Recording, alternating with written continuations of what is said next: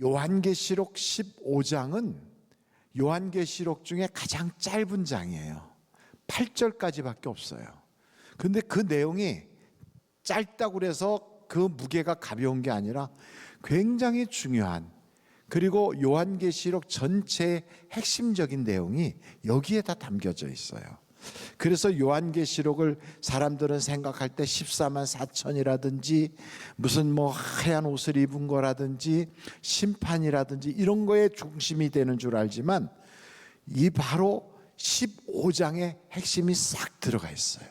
이 내용을 가만히 살펴보면 구원받은 자들의 노래와, 그리고 그들이 하나님의 성전을 짓고 거기서 예배할 때 제사장들이 하나님께 예배하는데 하나님의 구름이, 영광의 구름이 꽉 차서 그래서 감히 그 앞에 서 있질 못하게 됐더라 하는 솔로몬의 예배와 모세 당시의 성막에서의 예배와, 그리고 요한계시록에 나오는 그 새로운 성막에서의 그 예배가 다 똑같이 아주 정말 일괄적으로 이렇게 나타나고 있어요. 그래서 그 중에서 특별히 한번 1절 말씀 오늘 같이 한번 읽어보도록 하겠습니다. 또 하늘에 크고 이상한 다른 이적을 보매 7 천사가 7 재앙을 가졌으니 곧 마지막 재앙이라. 하나님의 진노가 이것으로 마치리로다. 이 말씀을 보면 하나님은 막 진노하는 하나님, 하나님은 우리한테 화딱지 내고 화풀이하고 우리한테 막 야단치는 하나님으로 그렇게 인상이 되어질 것 같은데, 우리 하나님은 그런 분이 아니세요. 하나님은 우리에게 뭘 주길 원하시냐면 복 주시기를 원하는 하나님이에요. 그러니까 하나님은 진노하고 우리한테 화풀이하고 그런 하나님이 아니라, 이런 모든 기록의 핵심은 그 하나님은 우리에게 복 주기를 원하셔서 우리에게 이와 같이 하신다. 여러분의 가정에 자녀를 야단치는 부모가 자녀 망하라고 야단치진 않거든요. 잘 되라고 야단치잖아요. 그것처럼 하나님도 우리에게 야단을 칠 때는 망하라고 하는 것이 아니라 잘 되라고 하는 거예요. 여러분, 하나님의 본심을 한번 보실 텐데 민수기서 6장 22절로 27절 말씀을 보겠습니다. 여호와께서 모세에게 말씀하여 이르시되 아론과 그의 아들들에게 말하여 이르기를 너희는 이스라엘 자손을 위하여 이렇게 축복하여 이르되, 여호와는 내게 뭘 주길 원하시고 복 주시길 너를 지키시기를 원하며. 25절 여호와는 그의 얼굴을 내게로 비추사 은혜 베푸시기를 원하며. 26절 여호와는 그 얼굴을 내게로 향하여 드사 평강 주시기를 원하노라 할지니라 하라. 그들은 이같이 내 이름으로 이스라엘 자손에게 축복할지니 내가 그들에게 복을 주리라. 하나님은 복 주기를 원하시는 하나님. 우리의 인생에 고난이 찾아오고 시련이 있고 문제가 있어도 우리는 거기에 절망할 필요가 없어요. 어려움이 찾아오면 아이고 내가 끝장났구나, 나 망했구나, 이제 어떻게 살고, 그렇게 말할 필요가 없어요. 하나님이 나를 단련하신 후에는 정금이 되어 나올 거야, 그런 마음을 가지시면 돼요. 여러분, 왜 그러냐면 예레미야 애가 3장 33절을 보시겠어요? 다 같이 한번 읽어보실까요? 시작. 주께서 인생으로 고생하게 하시며 근심하게 하시면 뭐라고요? 본심이 아니세요. 하나님의 본심이 아니에요. 그러나 여러분, 그 고생을 통하여 하나님이 우리에게 하시고자 하는 일이 분명히 있어요. 요셉을 보세요. 요셉도 애매하게 고생하잖아요. 형들이 팔아먹고 자기는 충성한 것밖에 없고 아버지에게 효도한 것밖에 없는데 얼마나 고생합니까? 여러분, 가정에서도 선하고 착하게 살려고 부모 말 잘 듣고 그랬는데 엉뚱하게 고생하는 사람들도 있어요. 그러나 절대로 절망하지 마세요. 하나님께서는 그런 일을 통하여 분명히 하나님이 우리로 하여금 이렇게 됐으면 좋겠다 하는 사람을 만들려고 하나님이 역사하시는 거예요. 그래서 여러분, 성경 창세기서 39장 1절서부터 보면 이런 말씀이 있어요. 3절까지 요셉이 이끌려 애굽에 내려가매 바로의 신하 친위 대장 애굽 사람 보디발이 그를 그리로 데려간 이스마엘 사람의 손에서 누구를 샀어요? 요셉을 샀어요. 그러니까 요셉이 팔려가고 노예가 된 거예요.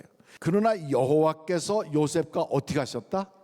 그렇게 팔려가서 노예 생활하는데 하나님이 함께 하신 거예요. 하나님이 그렇게 보내놓고 구경하고 있는 게 아니에요. 여러분 고생하는 거 하나님이 함께하고 계시다고요. 여러분 고생하는 거 쳐다보고 계시는 분이 아니에요. 내가 질병 중에 있을 때, 가난 중에 있을 때, 사람들에게 계속 이상한 소리 듣고 있을 때, 그때 하나님이 나를 방관하고 있거나 나를 멀찍이서 구경하고 있는 게 아니라 나와 지금 함께하고 있다고요. 그러니까 요셉과 함께 하시는데 거기에 보니까 그가 어떤 자가 되었다? 형통한 자가 되어 그의 주인 애굽 사람의 집에 있으니 그의 주인이 여호와께서 그와 함께 하심을 보며 또 여호와께서 그의 범사에 형통하게 하심을 보았더라. 그러니까 여러분 하나님이 형통하게 함께 하세요. 그럼 우리는 생각할 때 아이고 그럼 만사형통해야 되는데 왜 노예 생활을 계속해? 그럴 것 같으면 하나님이 함께 하시면 그 보디발이 그 요셉을 억울하게 끌려온 거니까 자기 아버지 집으로 돌려보내야 정상 아닌가? 아이고 그리고 형들이 팔아먹은 그 못된 형들에 대해서 다 오해를 풀고 그래서 억울한 요셉을 빨리 해방시키는 게 하나님이 형통하게 하는 거 아닐까? 이런 생각을 해보지만 하나님이 생각하는 형통은 우리와 좀 달라요. 어떻게 다른가 하면 우리는 그냥 무슨 일이든지 지금 잘 풀려나가야 그게 형통인 줄 알지만 하나님은 그런 고난을 통하여 우리가 다듬어지고 하나님이 원하는 사람이 되는 과정으로 들어가면 그걸 보고 형통하다 이렇게 보는 거예요. 다르게 말하면 우리를 고난의 학교에다 탁 집어넣어서 거기서 우리의 세상적인 그런 잘못된 생각들 싹 잘라내고 우리의 인생관을 변화시키고 우리로 하여금 세상은 이렇게 살아야지 하는 세계관이 딱 바로 서게 되고 그리고 하나님에 대해서 최고의 가치를 두는 우리의 가치관이 변하도록 하나님이 싹 다듬으시는 그 과정에 우리가 들어가서 연단받고 있으면 나는 몸은 괴롭고 마음은 힘들어도 하나님이 보실 땐 형통한 거야 이렇게. 그래서 나중에 이렇게 고생했던 요셉이 자기 형제들을 만났을 때 뭐라고 얘기하는가? 창세기서 45장 한번 4절부터 보겠어요. 거기에 보면 이렇게 얘기해요. 요셉이 형들에게 이르되 내게로 가까이 오소서. 그들이 가까이 가니 이르되 나는 당신들의 아우 요셉이니 당신들이 애굽에 판 자라. 당신들이 나를 이곳에 팔았다고 해서 근심하지 마소서. 한탄하지 마소서. 하나님이 생명을 구원하시려고 나를 당신들보다 먼저 보내셨나이다. 야, 너 잘 만났다. 네가 나 팔아먹었지. 너 한번 나한테 세게 한번 당해봐라. 원수는 외나무다리에서 만난다는데 너 한번 당해봐야지. 이게 아니에요. 그게 아니고 당신들이 비록 나를 팔았지만 나는 하나님께서 지금 이렇게 새로운 인생으로 바꿔주셨습니다. 이런 이야기를 하고 있는 거예요. 그러면서 7절 보니까 이렇게 얘기해요. 7절 봅니다. 다 같이 한번 읽어보실까요? 시작. 구원으로 당신들의 생명을 보존하고 당신들의 후손을 세상에 두시려고 나를 당신들보다 먼저 보내셨네. 8절. 그런즉 나를 이리로 보낸 이는 당신들이 아니요 누구라? 하나님이시라. 이게 중요한 거예요. 여러분 지금 요셉은 뭐라고 말하면 나는 사람에 의해서 이리 갔다 저리 갔다는 그런 존재가 아니야. 하나님이 나를 역사해 주셔서 이렇게 여기까지 오게 하신 거야. 여러분 형제들이 팔아가지고 누가 나한테 해코지해서 부모님이 잘못해서 재산 다 날리는 바람에 혹은 내 배우자를 잘못 만나서 내가 이렇게 됐구나 이렇게 보는 게 아니라 하나님께서 역사하셔서 마침내는 너희들을 다 예수 믿게 하려고 나로 하여금 먼저 고난을 통하여 구원받게 하셨느니라. 그래서 내가 예수님 만났어. 내가 그래가지고 예수 믿게 됐어. 예수 믿고 났더니 원한이 없어지더라. 예수 믿고 났더니 마음의 원통함이 사라지더라. 예수 믿고 났더니 내 마음속에 너에 대한 미운 생각이 다 없어졌어. 그래서 난 다 용서했어. 그러니 너도 예수 믿고 복 받아라. 이렇게 말할 수 있는 사람으로 달라지는 것, 이게 바로 요셉이란 말이에요. 여러분, 요셉과 같이 되기를 간절히 바랍니다. 그 하나님이 뜻하신 그 길로 가는 거예요. 이게 바로 복 받는 방법이거든요. 그럼 어떻게 하는 것이 하나님의 뜻대로 사는 것이냐? 여러분, 하나님은 우리가 어떤 사람 되길 원하냐면 사도행전 26장 18절을 한번 보세요. 자, 한번 같이 한번 읽어보겠어요. 시작.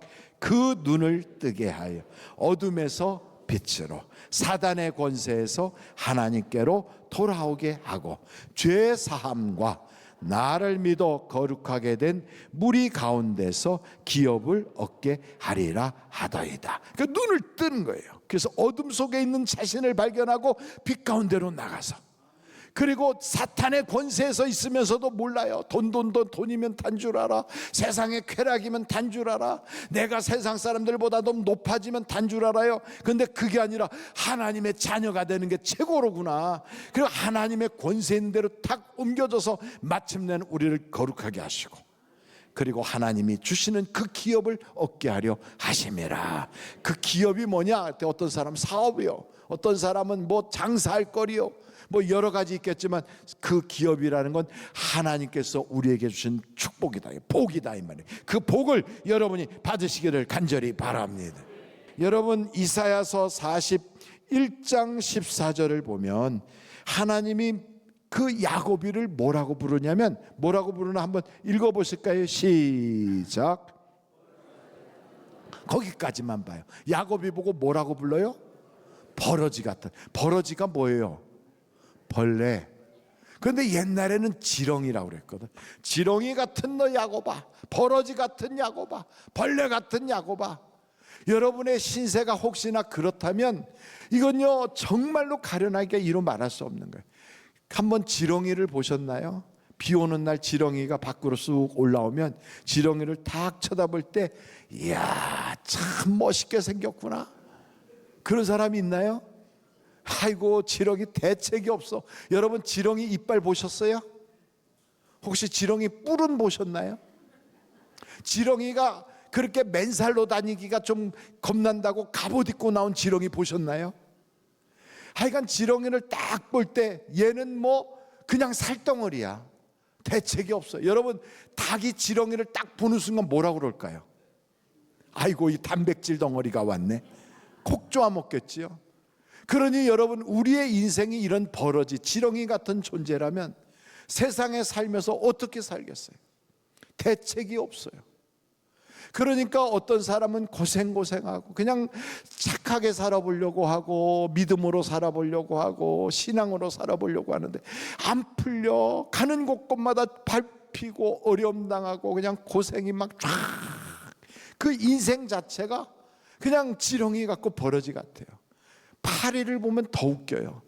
파리가 싹 날라와가지고 밥 위에 딱 앉았는데 한 숟갈쯤 먹고 갑니까? 아니면 별로 먹는 것도 없습니까? 저는 파리를 볼 때마다 별로 먹지도 못한 게 그냥 잘못했다고 두 손으로 얼마나 빌어대는지.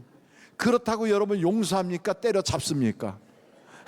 그리고 파리가 죽은 것 보고 초상 치릅니까? 아니면은 잘 죽었다 생각합니까?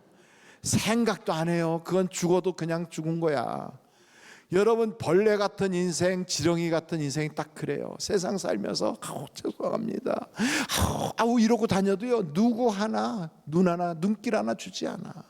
여러분의 인생이 그렇게 파리 같고 벌레 같고 지렁이 같고 그 버러지 같은 그런 인생을 계속 산다면, 죽을 때까지 그러면서 그냥 짓밟히고 산다면 얼마나 인생이 고달프겠어요. 그런 인생으로 혹시나 태어나서 나는 흙수저야, 나는 이 땅에 태어난 것 자체가 실수야, 나는 실패자야, 이런 사람이 혹 있다면 여러분, 그 인생이 달라질 수 있어요. 얼마든지 변할 수 있어요. 하나님께서는 우리에게 뭐라고 말씀하시냐면 이사야서 41장 14절 다시 한번 보여주세요. 버러지 같은 너 야곱아, 너희 이스라엘 사람들아, 두려워하지 말라. 나 여호와가 말하노니 내가 너를 어떻게 한다고요? 도울 것이다. 하나님이 도와주시겠대요. 하나님이 붙잡아 주시겠대. 하나님이 새롭게 해 주시겠대요. 그래서 우리를 싹 새로운 피조물로 바꿔 주신다 이거지요. 버러지 같은 인생, 지렁이 같은 인생도 달라질 수 있어요. 팔자가 바뀔 수 있어요. 그래서 여러분 성경 한번 찾아볼 텐데 같이 한번 보십니다. 고린도후서 5장 17절이에요. 고린도후서 5장 17절 다 같이 한번 읽겠습니다. 시작.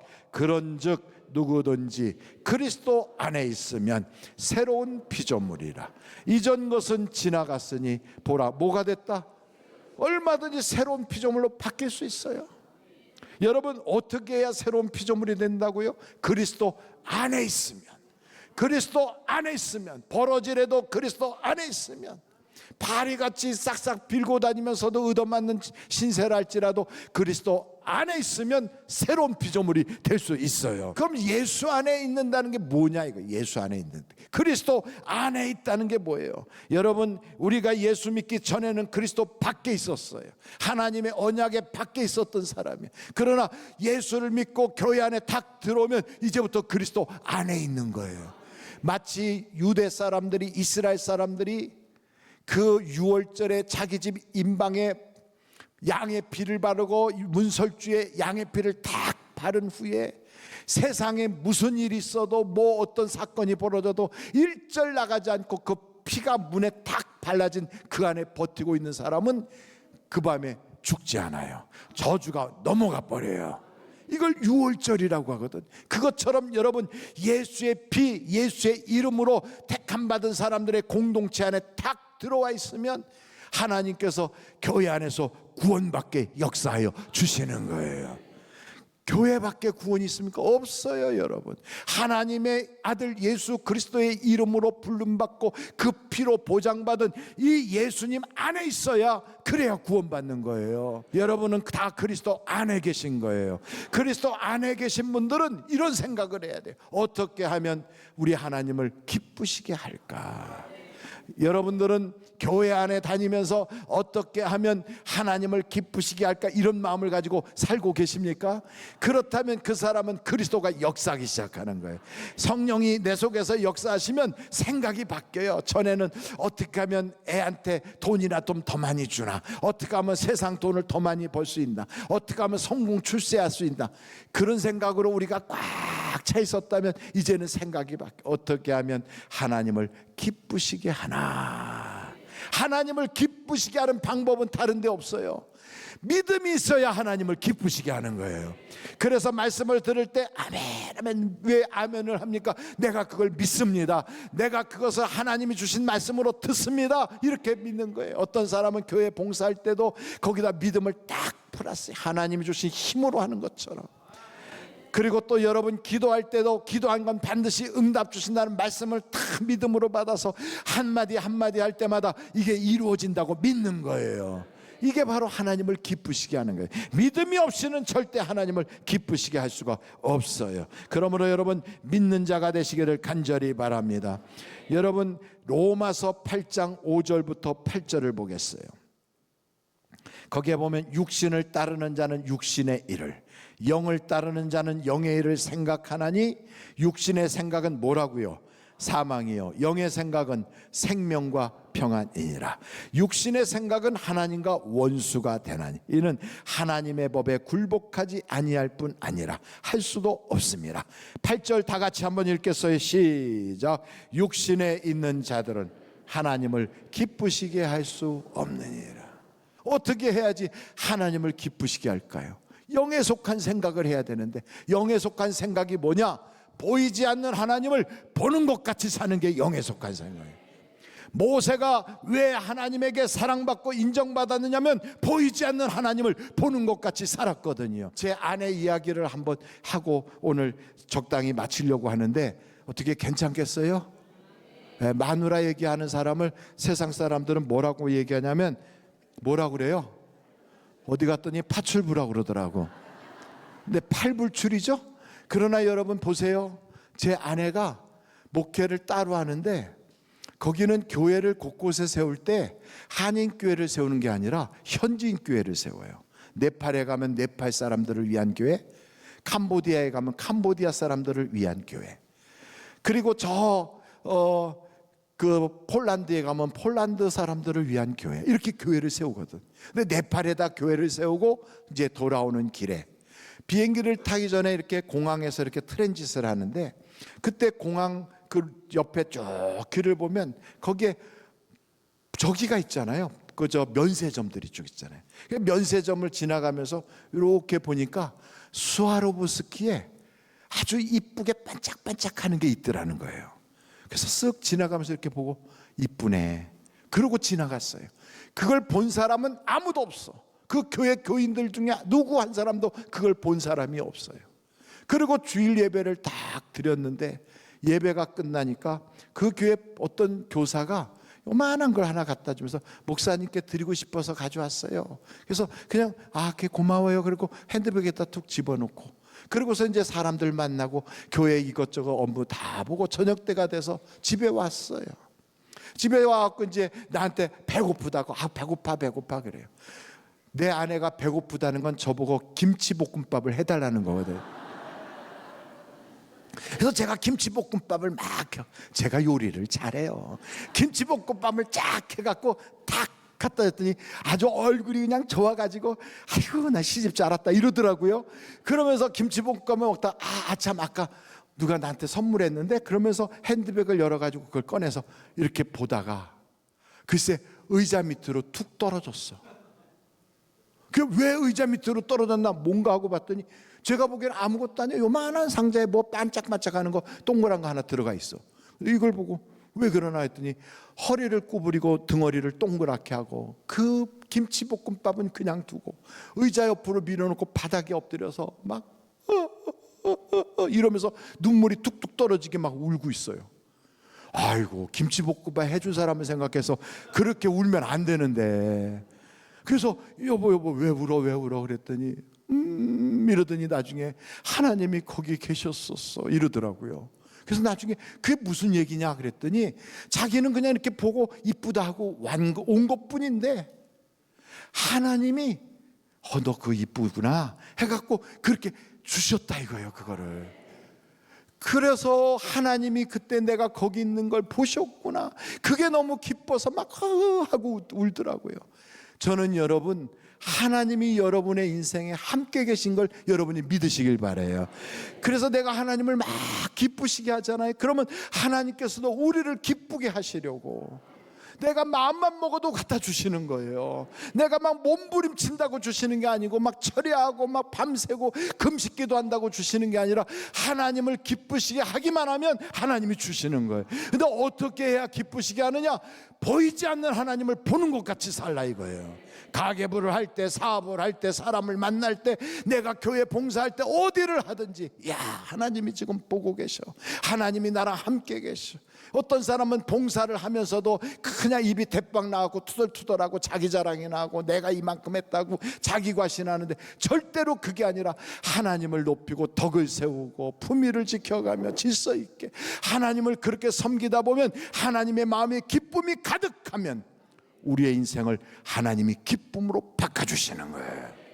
그래서 여러분, 하나님께서는 그런 사람에게 노래를 부르게 하는 거예요. 구원의 노래를.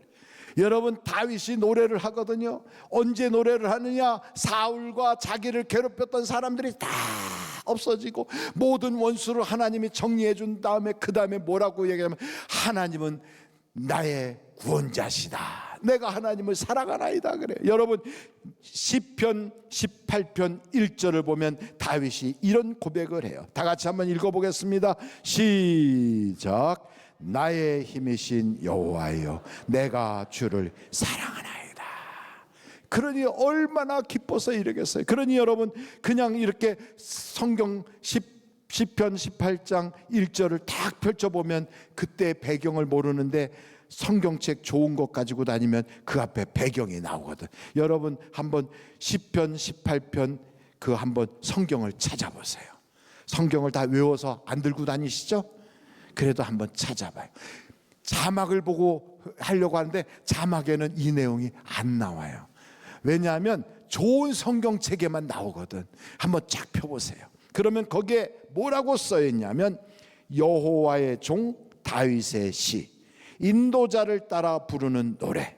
여호와께서 다윗을 그 모든 원수들의 손에서와 사울의 손에서 건져 주신 날에 다윗이 이 노래의 말로 여호와께 아뢰어 이르되 나의 힘이신 여호와여 내가 주를 사랑하였나이다.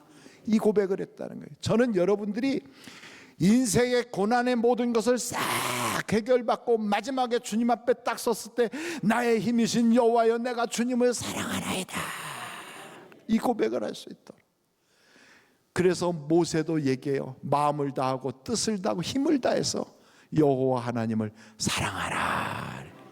여호수아도 말하기를 여호와 하나님을 사랑하라 그래요. 주님이 우리에게 요청하는 건 다른 거 없어요. 내가 나를 사랑하느냐.